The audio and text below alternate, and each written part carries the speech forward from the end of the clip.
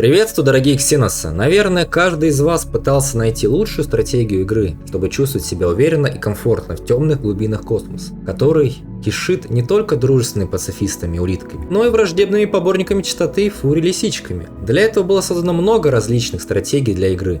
Через высокую империю, которая подразумевает наличие маленького числа планет и упор в науку, а также через широкую империю, где нужно расти и меньше задумываться об исследованиях. Но что же объединяет эти две фундаментальные стратегии в управлении космической империей? Думаю, многие из вас уже догадались по названию видео, что это наука. И действительно, нет разницы приверженцам какой стратегии вы являетесь. Технологическое преимущество над вашим оппонентом всегда ставится во главе угла. Вам никогда не было интересно, а что же будет, если вообще не развивать науку? Как быстро ваша империя падет из-за этого? Или же может все-таки возможно победить, не изучая технологии? В этом ролике я постараюсь на живом примере показать, что вас ждет, если вы действительно решите пойти по этому хардкорному пути? Через какие взлеты и падения вам предстоит пройти ради достижения гегемонии в галактике? Первый этап на нашем долгом пути – это выбор правильной стратегии и принципов, которые и помогут нам достичь желаемого. На мой взгляд, есть два основных пути, по которым можно пойти. Первый,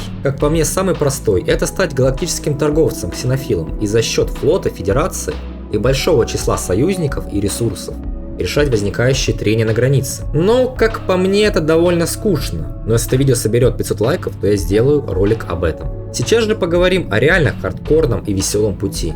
Выберем поборников чистоты или экстреминаторов. Я выберу второе. Настройки Гросс-Адмирал, 600 звезд. На большем количестве систем нам ничего не светит, это точно. Первым делом я уничтожаю научную лабораторию и на ее месте строю узел связи. Раз путь науки нам заказан, то попробуем отыграть через единство. Надеюсь, это нам поможет. В первой традиции я решил взять расширение, чтобы быстрее колонизировать планеты, расширять наши границы и увеличить скорость сборки попов. Главной стратегией на всю игру будет бесконтрольный, экспоненциальный рост во все направления и объявление войны каждому, кто встретится у нас на пути. Таким образом, мы должны усилиться за счет большой промышленной базы, и в теории это должно компенсировать наше сильное отставание в технологическом прогрессе от наших конкурентов. У нас есть всего один шанс – как можно быстрее найти всех основных игроков галактики и уничтожить их корвет Раша, до того, как они смогут достаточно сильно развиться в технологическом плане и открыть новое вооружение. Поначалу все идет спокойно. Мы семимильными шагами колонизируем и захватываем все ближайшие от нас системы и планеты, попутно отстраивая флот оверлимитом, чтобы быть готовыми к предстоящей встрече, которая уже не за горами. И вот он, наш первый противник. Не будем ждать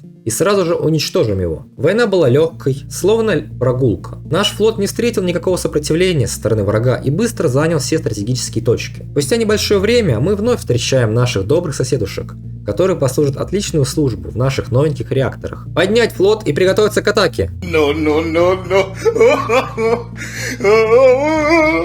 А вот следующий контакт меня порадовал. Об этой войне говорить особо нечего. Быстрая, легкая, маленькая, победоносная. После нее мы на несколько десятилетий ушли в фазу быстрого роста и никак не могли найти новых жертв. Но, как известно, затишье бывает только перед бурей, и время в этой партии играло явно нам не на руку, ибо пока мы расширялись и клепали новенькие корветики, наши соседи уже как минимум изучили эсминцы, а может и даже крейсеры. Спустя долгое затишье наш исследовательский дрон все-таки смог отыскать сигналы от разумной органической жизни. И в ту же минуту весь флот был поднят по боевой тревоге и отправлен в смежную со сигналом систему. Разведчик не обманул. На контакт вышел разумный гуманоид, который еще не подозревал о своем будущем. Молниеносным ударом нашей доблестной флотилии мы сразу же заняли пограничные системы и начали стремительно продвигаться вглубь вражеской обороны, не встречая никакого сопротивления. Неужели все так легко? Конечно, нет. Навстречу нашей армаде уже несся флот ксеносов, состоящий из корветов, эсминцев и крейсеров. Но в наших протоколах не было команды наступления, и мы ринулись в лобовое столкновение на них и одержали победу с незначительными потерями, восполнением которых уже занялась наша верфь. Эта война была уже немного тяжелее двух предыдущих, но мы справились и смогли закрепиться в новом секторе. Хоть таймер военной усталости нам и не дал добить вражину полностью, но мы не унывали. После такой славной победы над врагом, который превосходил нас технологически, раздается новое сообщение от разведчика с донесением о новой разумной жизни. Уже сильно помотанный флот в ту же минуту отправляется в смежную систему, где производит быстрый ремонт и дожидается подкрепления. После окончания последних приготовлений война была начата. Как и в прошлый раз, наш флот быстро занял смежные системы, а десантные боты уже вовсю сжигали органиков на планетах. Но счастье длилось недолго, а если говорить точнее, до тех пор, пока я не увидел их флот. Bubr, kurwa! Ja pierdolę, После этого я попытался отсрочить неизбежное и отступил в столицу, где уже строились новенькие корветы, которые должны были переломить исход войны. Но враг пришел в ярость после зачистки нами целой планеты и в приступе безумия погнался за нашим флотом, не останавливаясь ни на секунду. И вот, спустя небольшое время, наша столица в огне ядерных бомб, а флот готовится к последнему решающему сражению для защиты нашего центрального процессора.